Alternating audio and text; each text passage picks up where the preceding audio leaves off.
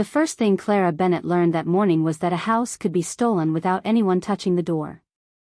The second was that grief, when handled by the right men in the right office, could be turned into paperwork. Rain tapped against the narrow windows of the Grayridge Pack Records office, soft and steady, blurring the parking lot beyond the glass into streaks of gray and pine green.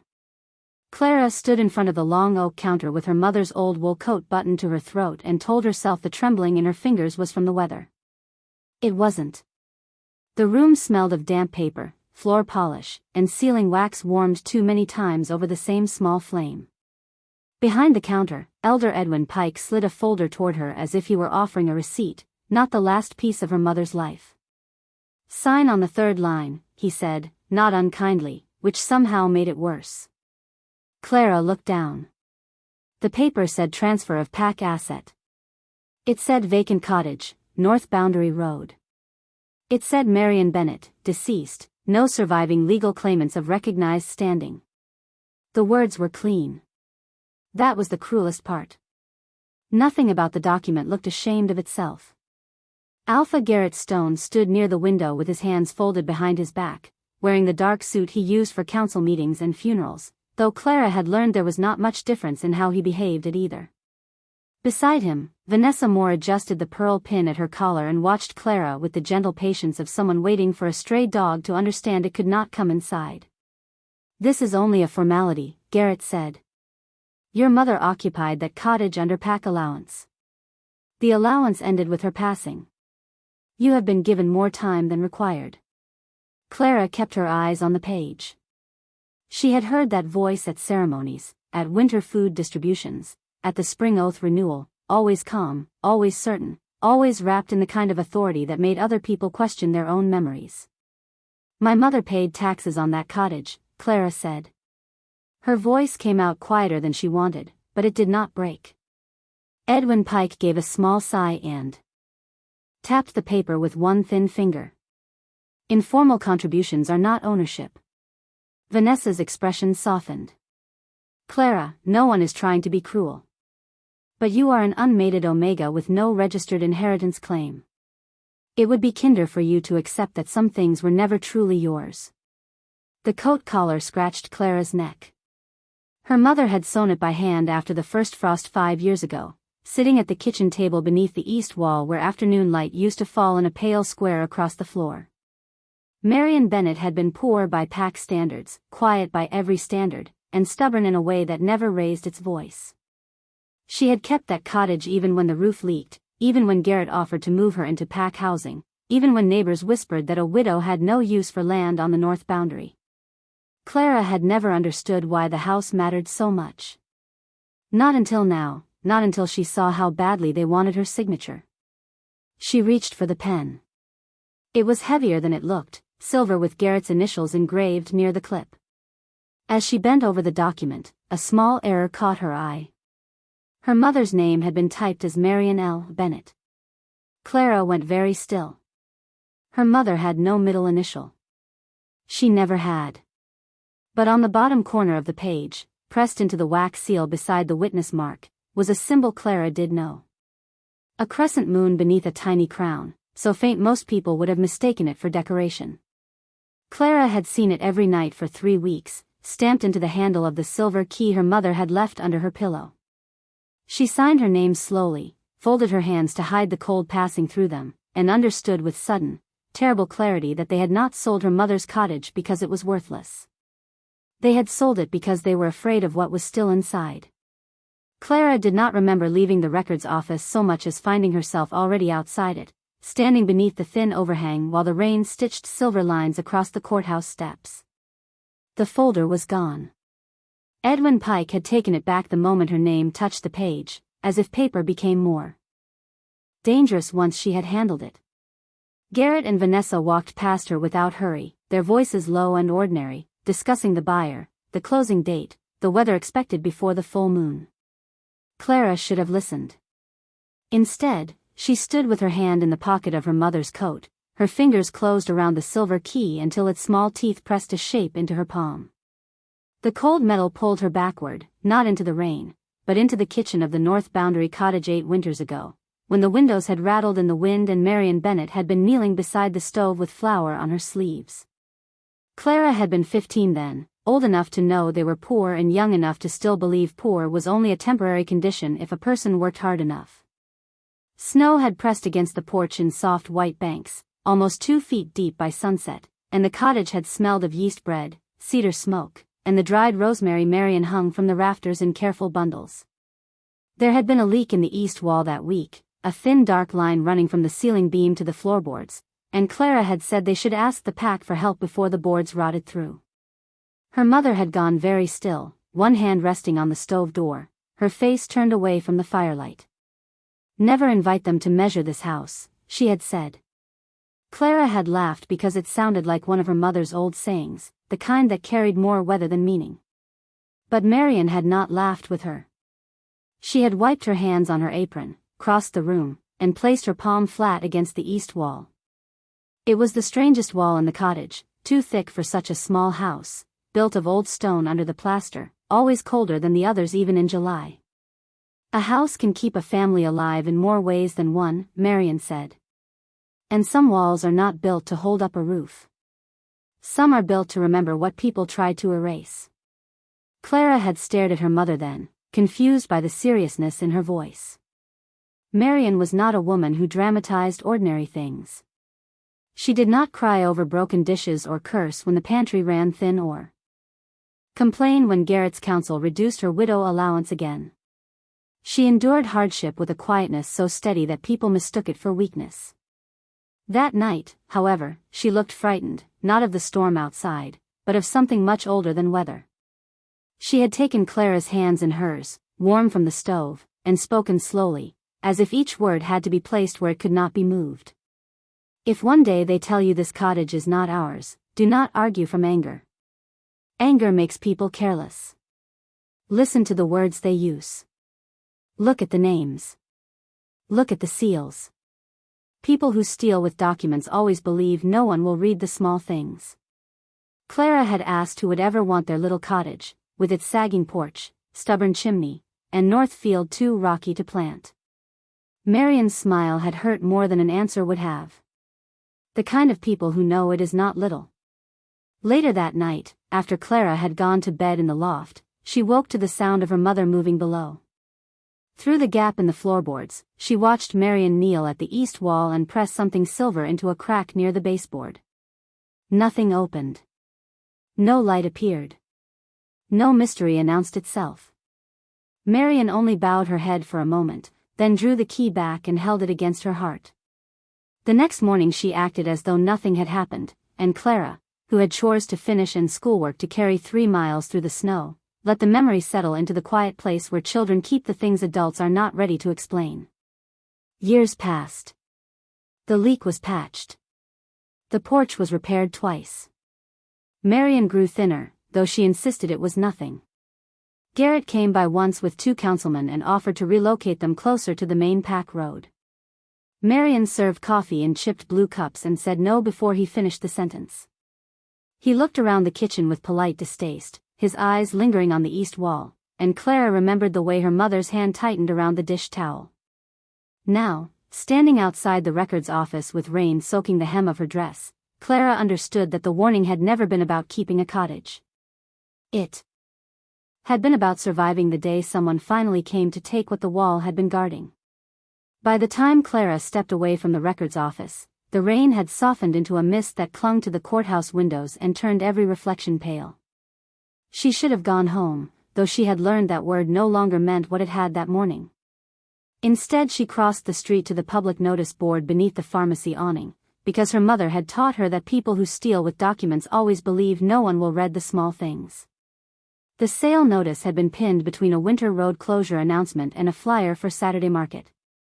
It looked harmless there, printed in neat black ink on cream paper, with the Graridge pack seal at the top and 3 witness signatures at the bottom. Clara read it once. Then she read it again, slower. Vacant structure. Unclaimed asset. No verified bloodline holder. Immediate transfer approved by Alpha Authority. Each phrase was a small door closing. None of them said Marion had scrubbed that kitchen floor on her knees every spring.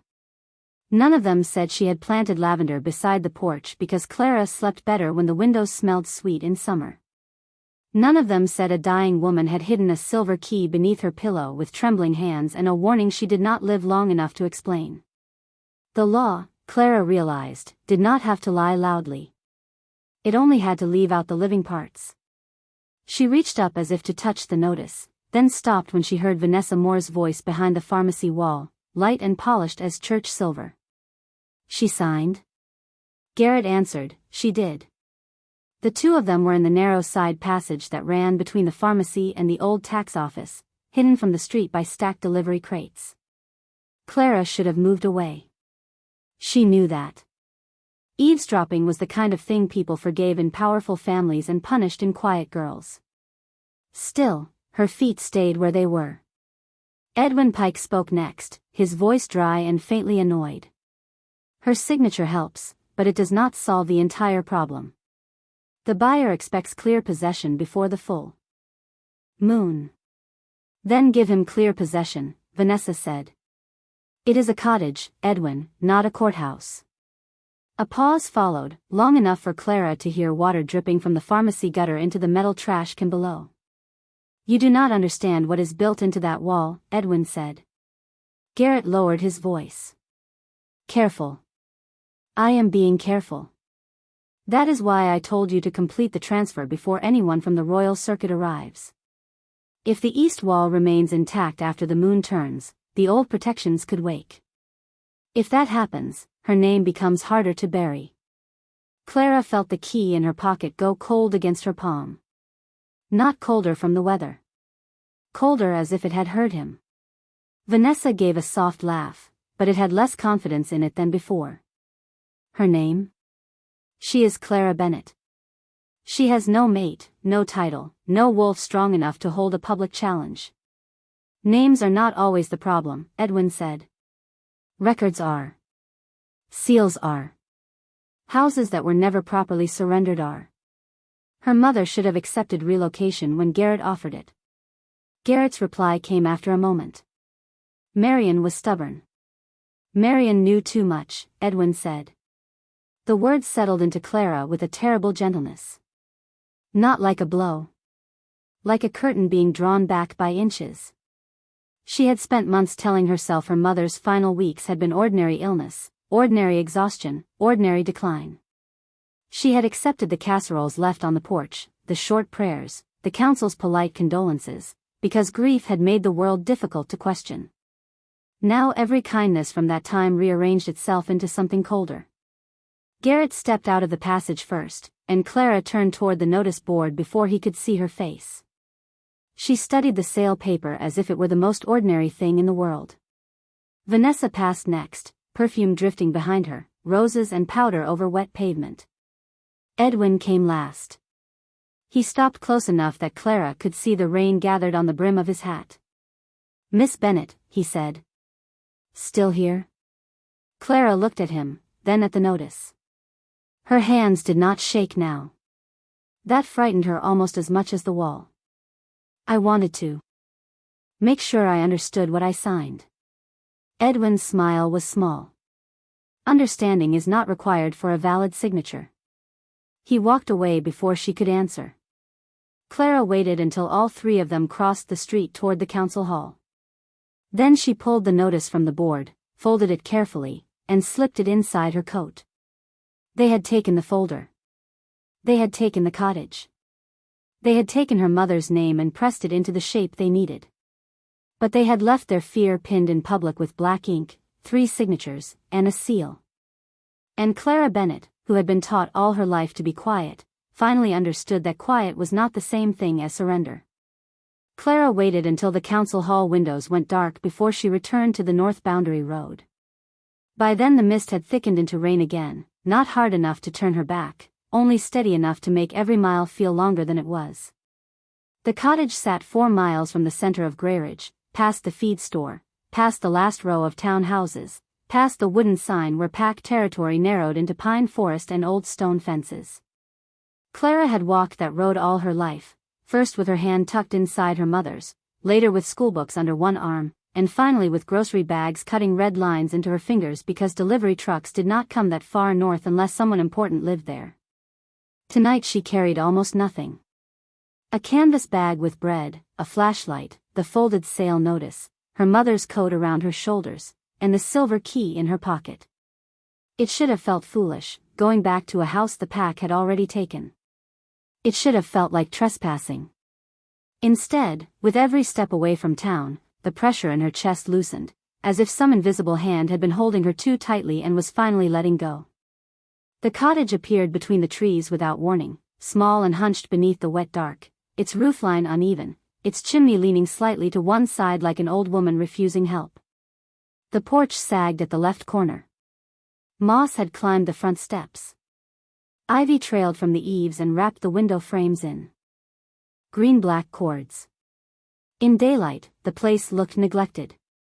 At night, under rain and moonless clouds, it looked less abandoned than waiting. Clara stopped at the broken gate.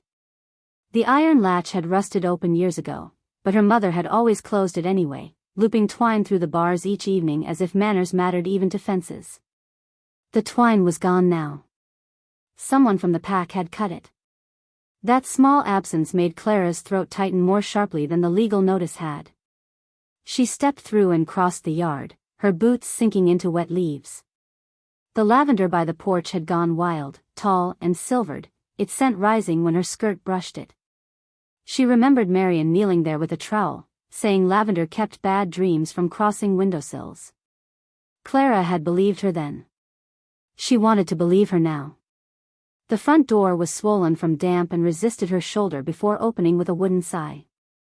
The air inside was cold, but not empty. It smelled of cedar smoke long faded, dried herbs, stone dust, and something faintly sweet beneath it all, like apples stored through winter. Clara closed the door behind her and stood in the dark kitchen, listening. Rain ticked against the roof. A branch brushed the east window. Somewhere inside the walls, the old house settled with a sound so familiar she almost said, "I am home," out loud. She turned on the flashlight. Its beam crossed the table, the chipped blue cup still on the shelf, the stove, the narrow stairs to the loft, then landed on the east wall. Clara had seen that wall every day of her childhood, plastered white, patched twice, stained near the floor from the leak that never entirely left. Tonight it looked different.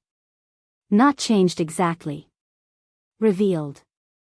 Fine cracks ran through the plaster in a pattern too careful to be weather damage, curving down from the ceiling beam and meeting near the baseboard where her mother had once knelt with the key. Clara took one step closer. The air tightened. Not in the room, but inside her.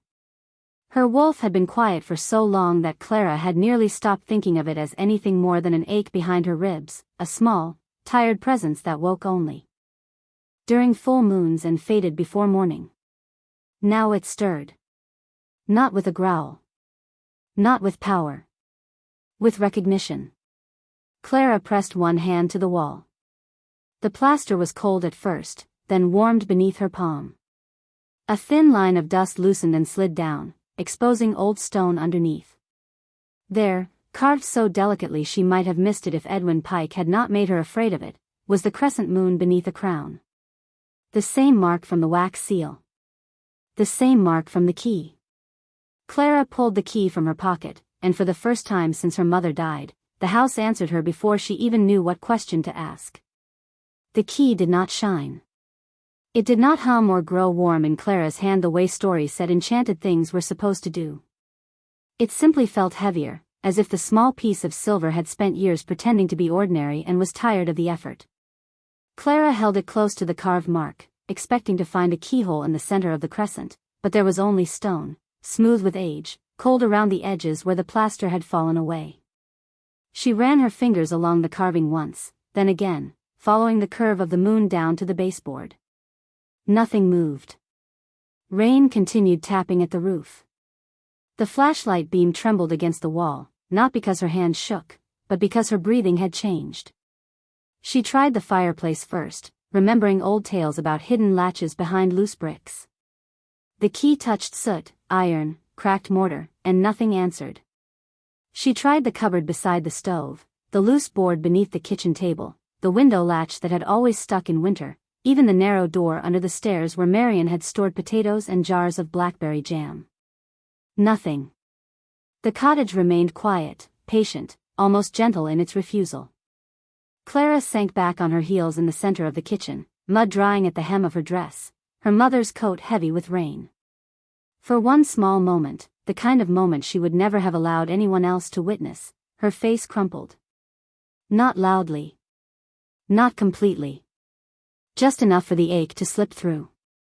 She had come here with a stolen notice and a silver key. With Edwin Pike's warning still cold in her ears, and for the first time that night she felt the awful possibility that her mother had trusted her with something she was not clever enough to understand. The thought hurt worse than Garrett's papers. Clara pressed the key against her palm until it made a crescent-shaped mark in her skin. Then she heard Marion's voice, not as a ghost, not as a miracle, but as memory rising exactly when needed. Not every door stands upright. Clara opened her eyes. The east wall had a baseboard thicker than the others, plain oak darkened by years of smoke and polish. She crawled toward it and swept her hand along the floor where dust had gathered in the seam between wood and stone. Near the left corner, half hidden behind a curl of old plaster, her fingers found a narrow slit no wider than a dime. She almost missed it because it was not shaped like a lock. It was horizontal, low, and practical, the kind of place a child would never think to look because children search at eye level and adults search where they expect permission to be. Clara slid the silver key into the slit. For a second, nothing happened. Then the house exhaled. The sound moved through the wall, soft and deep, like old wood remembering it had once been a tree. Dust sifted from the ceiling beam. A line appeared in the plaster, straight down the center of the crescent mark, and the entire lower section of the east wall shifted inward by less than an inch. Clara sat back quickly, one hand over her mouth, not from fear exactly, but from the impossible intimacy of it. Her mother had stood in this room every day with a secret large enough to change their lives hidden behind the place where Clara used to lean while tying her boots. She rose slowly and pushed. The wall gave way without force, sliding inward on a mechanism too smooth to belong to a poor widow's cottage. Beyond it was a narrow chamber, no larger than a walk-in pantry, sealed from dust and weather. The air that drifted out smelled of linen, cedar, dried roses, and old paper kept safe. Clara lifted the flashlight. Its beam fell first on a wooden box wrapped in cream cloth, then on a portrait leaning against the back wall. The woman in the painting wore a white silver gown and looked nothing like the faded photographs of local lunas in the Grayridge Hall. She looked calm, unsmiling, and impossible to reduce. At her throat rested the same crescent and crown. Beneath the portrait was a small circlet, not bright gold but moon-pale metal, broken along one side as if it had been hidden in a hurry. Clara stepped inside. On the box lay a leather book tied with blue ribbon, and across the first page, written in her mother's careful hand, were the words, "For Marion's daughter, when the wolves come to steal her name." Clara did not touch the circlet at first. It rested on the folded linen like something asleep, delicate and damaged, its broken edge catching the flashlight in a thin white line. She reached instead for the leather book, because paper had become the language of theft, and she needed to know whether paper could also tell the truth. The ribbon came loose with a soft whisper. Inside, the first pages were not written in her mother's hand, but in a formal script older than anything Clara had seen in the Grayridge archive. Names filled the margins, some crossed with lines of silver ink, some circled beneath the crescent and crown mark. House of Asterwin. Royal Luna Registry. Northern Sanctuary Line. Protected blood under moon law. Clara read the phrases once without understanding them, then again with the strange slow horror of realizing they had been waiting for her long before she knew how to read. Marion Bennett's name appeared halfway down the third page, except it was not Marion Bennett. It was Marion Astor Bennett, lawful daughter of Celia Asterwin, final registered keeper of the North Boundary Sanctuary. Clara sat down on the stone floor because her knees had become unreliable. The chamber was too small for such large truths. Her mother, who had worn mended dresses and cut Clara's hair at the kitchen table to save money, had been written here in ink that looked almost blue under the flashlight, not as a charity widow, not as an allowed occupant, not as an Omega grateful for shelter, but as a protected heir. Clara turned the page with careful fingers. There were notes tucked between the sheets, some in Marian's writing, some in another hand Clara did not recognize. They told a story without ever becoming dramatic. A royal Luna line hidden after a political fracture. A sanctuary cottage transferred outside ordinary pack ownership. A mother who chose poverty over exposure because exposure would have placed her daughter inside a struggle she was too young to survive. Clara found the tax receipts next, every year filed neatly, every payment stamped, every one bearing the same seal the council had pretended was decorative. Beneath them lay a birth record. Her own. Clara Bennett, the name she had answered to all her life, stood at the top in ordinary black ink. But under it, sealed in silver, was a second line. Clara Astor Bennett, recognized blood heir of the Royal Luna House of Astorwin. The room seemed to tilt, though nothing moved. Clara pressed the heel of her hand against her chest, trying to steady the small, sudden awakening there. Her wolf was not roaring. It was not becoming something grand in a single breath. It was rising like a fire that had been covered too long, quiet at first, then certain. All those years of being called weak, delayed, thin-blooded, barely present. All those years of healers saying some Omegas simply had less wolf to carry. What if her wolf had not been weak? What if it had been waiting behind a name no one had allowed her to know? Clara lifted the circlet then. The metal was cool, lighter than it should have been, and the moment her fingers closed around it, the carved mark on the chamber wall answered with a pale glow. Not bright enough to blind her. Just enough to turn the dust silver. The light moved along the crescent, down the crown, through the old stone, and into the kitchen beyond, where the cottage gave another soft, settling breath. Outside, the rain stopped. Clara heard it because the silence afterward was enormous. She walked to the front window, circlet in one hand, book pressed to her ribs with the other. Beyond the glass, at the edge of the wet yard, 3 wolves stood beneath the pines. They were not garage guards. No collars. No patrol lanterns. Just pale shapes in the dark, still as carved stone. One lowered its head. Then the second. Then the third. Clara did not know what it meant, not fully. But the part of her that had woken inside the wall understood before her mind could. The cottage had not opened because she found a hidden key. It had opened because it knew exactly who had come home. By dawn, the cottage no longer felt abandoned. It still looked poor from the outside, with its sagging porch, moss-dark steps, and ivy tied around the windows like old green rope, but something beneath the worn boards had changed. Clara felt it in the quiet. The silence was not emptiness now. It was attention. She had spent the last hour at the kitchen table with the leather book open before her, the circlet wrapped again in linen, and her mother's tax receipts arranged in careful stacks the way Marian had taught her to sort winter pantry lists. Evidence first. Feelings later. The sky beyond the east window had turned the color of pewter when the sound came from the road. Not one truck, but several. Tires on wet gravel. Doors closing. Low voices carrying through the trees. Clara stood, every tired part of her suddenly awake. She expected Garrett. She expected Edwin Pike with another folder and a polite threat hidden between legal phrases. She did not expect the black vehicles that rolled to a stop outside the broken gate, nor the men and women who stepped out wearing long dark coats marked with a silver wolf crest she had only seen stamped at the bottom of old royal notices in the pack archive. The last door opened more slowly. A man stepped into the pale morning with no hurry at all, and the air seemed to make room for him before anyone spoke. He was tall, broad-shouldered, and still in the way mountains were still, not empty of movement, only certain they did not need to prove their weight. His hair was dark, his face clean-shaven, his skin fair against the black collar of his coat. He wore no crown. He did not need one. Every person with him turned slightly toward him without being told, and Clara knew before he reached the gate who he was. Alpha King Nathaniel Hale, the authority Garrett mentioned only when pretending not to fear anything above himself. Clara opened the door before anyone knocked. The cold morning entered first, carrying pine, wet earth, and the faint metallic scent of old rain. Nathaniel stopped at the threshold and looked at her, not at her patched dress, not at the mud on her hem, not even at the sleepless shadows beneath her eyes. He looked at her as though he had arrived at the end of a question he had been asking for years. "Clara Bennett," he said. His voice was low, controlled, and careful in a way that made every other sound fall back.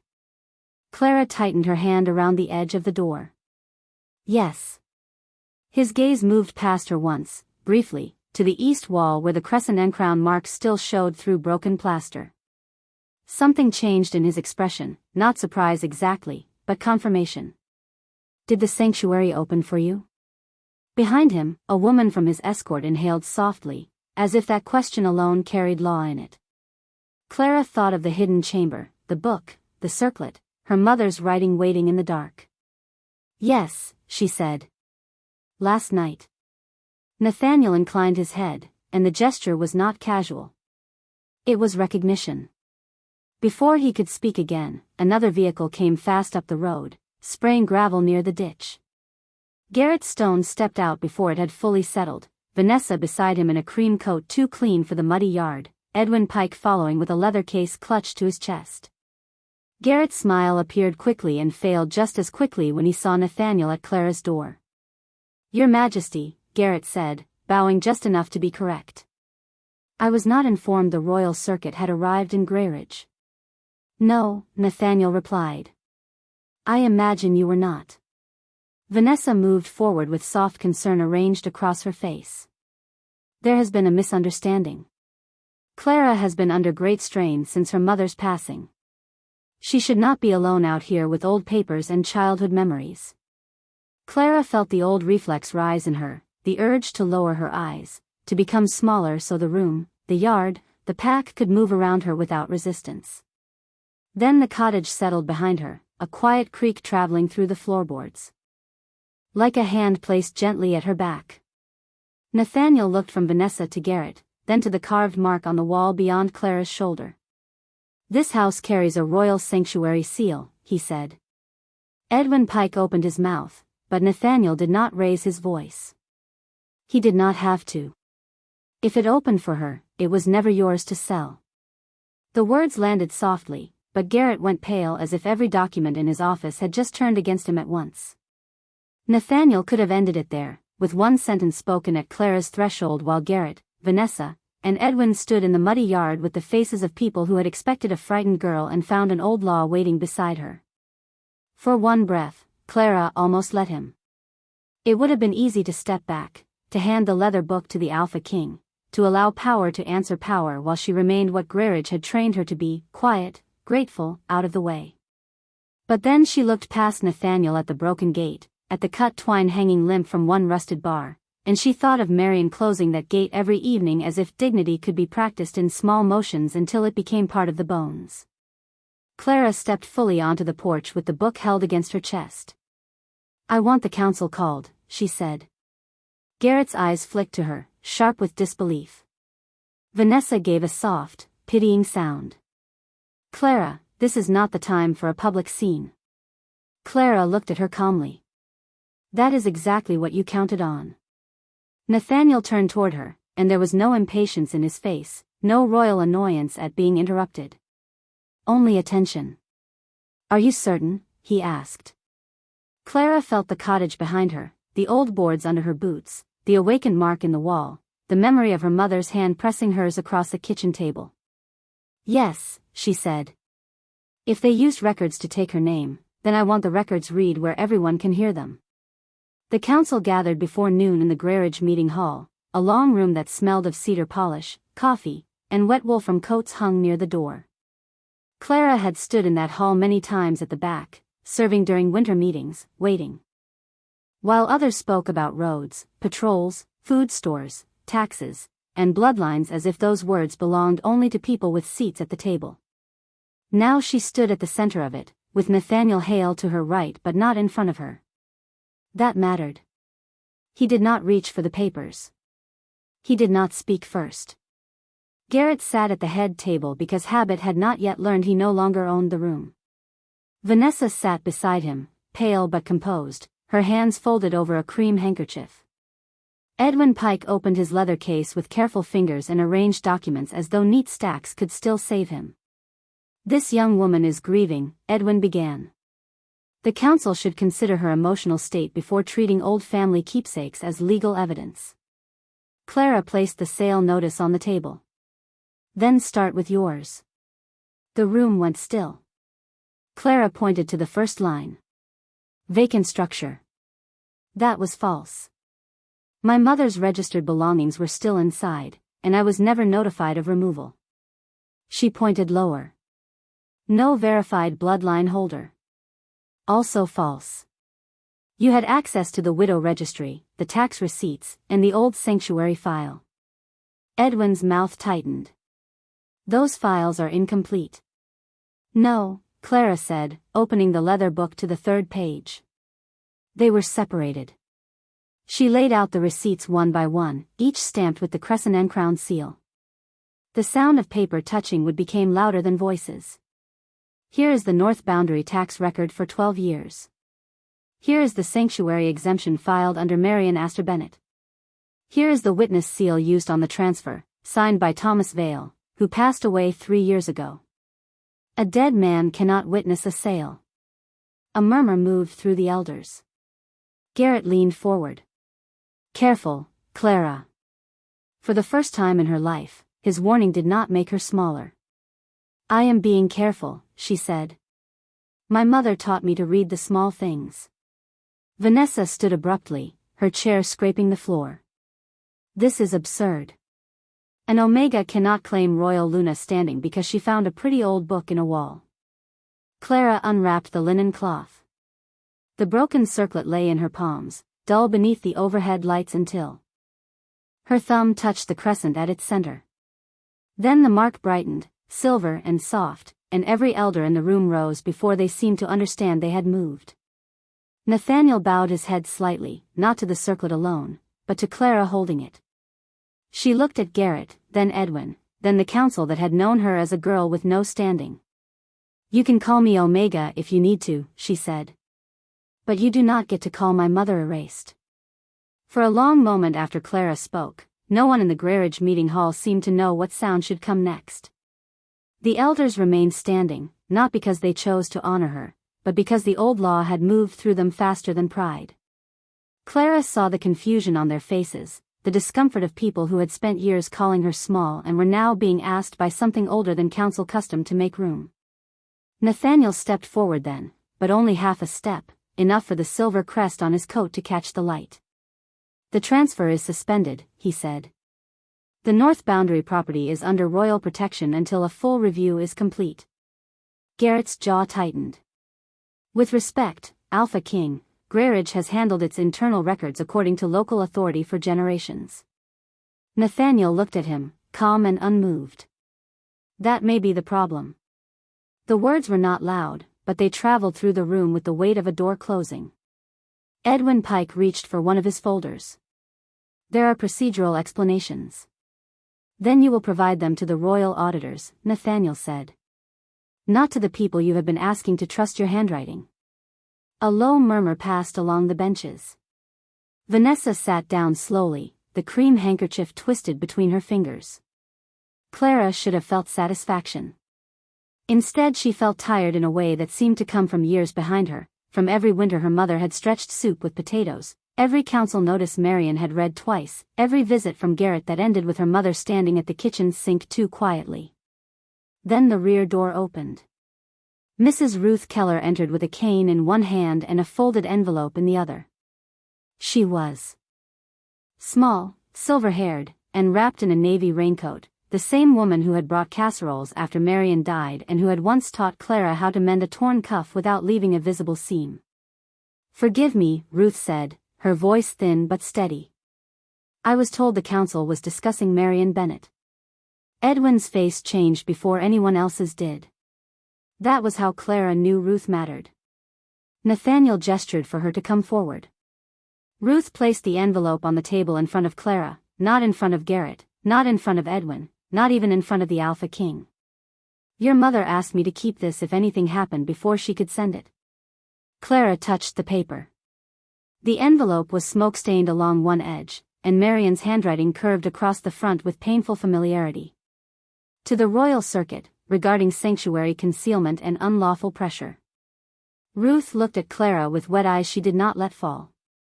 She tried to mail it 6 weeks before she passed. The original was taken from her desk during a council inspection. She had made a copy because your mother never trusted a single record when 2 could survive. Clara opened the envelope with careful fingers. Inside were dates, names, requests for investigation, and one final line that made her breath stop. If my daughter is told she has no standing, begin with the east wall. Clara folded the letter once, then again, because if she kept looking at it she would forget how to remain upright. Nathaniel read the copy without touching it, his expression still but no longer cold. Garrett Stone, he said, you are relieved of active Alpha authority pending review. Edwin Pike, your records office is sealed until royal auditors arrive. Vanessa Moore, any Luna claim dependent on the disputed registry is suspended. No one shouted. That made it worse for them. The fall of power, Clara realized, could be as quiet as its theft. Garrett looked at her then, really looked, perhaps for the first time in his life, and whatever he saw made him look away first. Outside, the rain had stopped again. Nathaniel turned to Clara after the council began breaking into anxious whispers. You may come to the royal residence while this is handled. It would be safer. Clara thought of polished halls, guarded doors, and people speaking softly around her because they did not know whether she was fragile or important. Then she thought of the cottage, the broken gate, the east wall, the lavender still growing wild beside the porch. She placed her mother's letter inside the leather book and held it close. No, she said. If they worked this hard to take that house, then that is where I need to stand. Nathaniel studied her for a moment, and something almost like respect deepened in his eyes. Then I will send protection to the North Road. Clara shook her head once. Send witnesses. The room quieted enough for several people to hear her. Protection can make them afraid. Witnesses can make them remember. By the end of that week, people had begun walking the north boundary road again, not in crowds, not with celebration, but in the uneasy quiet of those returning to a place they had been taught not to see. Royal auditors came first, 2 women in dark coats who measured the cottage walls, opened sealed ledgers, and marked every disputed page with silver ink. Then came witnesses from Greyridge, neighbors who remembered Marian paying taxes, a retired clerk who admitted the sanctuary file had been moved from public storage years earlier, and 3 elders who stood on the porch looking at the east wall as though it might speak their names next. Clara did not invite them inside all at once. She learned she could say no without raising her voice. She learned that a closed door could be an answer. The cottage changed slowly, because Clara refused to let anyone make it new in a way that erased what it had survived. The porch was repaired, but the old boards near the door remained, worn smooth where Marian's shoes had crossed them for 20 years. The broken gate was rehung, but Clara tied fresh twine through the latch each evening with her own hands. The ivy was trimmed away from the windows, not torn from the stone. Lavender was replanted along the path, and Mrs. Ruth Keller brought 2 chipped blue cups from her cupboard, saying Marian had given them to her before the illness and they belonged back on the kitchen shelf. Nathaniel Hale came often enough that Greyridge stopped pretending not to notice, but never in a way that made the cottage feel occupied by his power instead of Clara's. The first time he arrived with firewood, he stacked it by the shed and left before sunset. The second time, he fixed the loose hinge on the pantry door after asking permission. The third time, he stood at the threshold of the hidden chamber and waited until Clara said, "You can come in." He looked at the portrait, the circlet, the book, and then at Clara, and there was no hunger in his gaze for what her bloodline could give him. There was only care, steady and unhurried. "Your mother protected more than a secret," he said. Clara touched the leather cover of the registry. "She protected my right to choose what the secret becomes." Nathaniel nodded as if that answer mattered more than any title. The royal registry was corrected on a clear Friday morning in front of the cottage, not in the council hall. Clara stood beneath the repaired porch roof wearing her mother's coat, the broken circlet resting on a linen cloth beside the open book. The royal clerk read her full name aloud: Clara Astor Bennett, heir of the Royal Luna House of Asterwin, keeper of the North Boundary Sanctuary. No music played. No one cheered too early. The moment was too quiet for that. Then the silver mark above the east wall brightened through the window, soft as moonlight, and every wolf at the edge of the trees lowered its head. Garrett Stone stood outside the gate with Edwin Pike and Vanessa Moore, stripped of the easy certainty they had once worn like formal clothes. They were not allowed past the fence while the review continued. Clara saw Garrett look at the cottage, then at the people gathered around it, and understood that he had finally learned the difference between owning a place and belonging to one. She did not speak to him. Not yet. Some reckonings did not need to be hurried to be complete. That evening, after the witnesses left and Ruth carried the last coffee cups to the sink, Clara stood alone in the kitchen with one hand on the east wall. The house was warm. Bread cooled on the table. Rain had washed the road clean.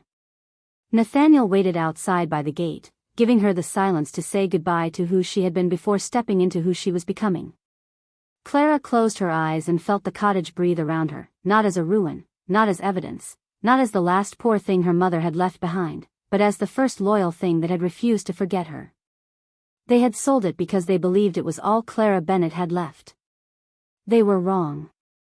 It was the place that remembered her name when everyone else tried to take it away.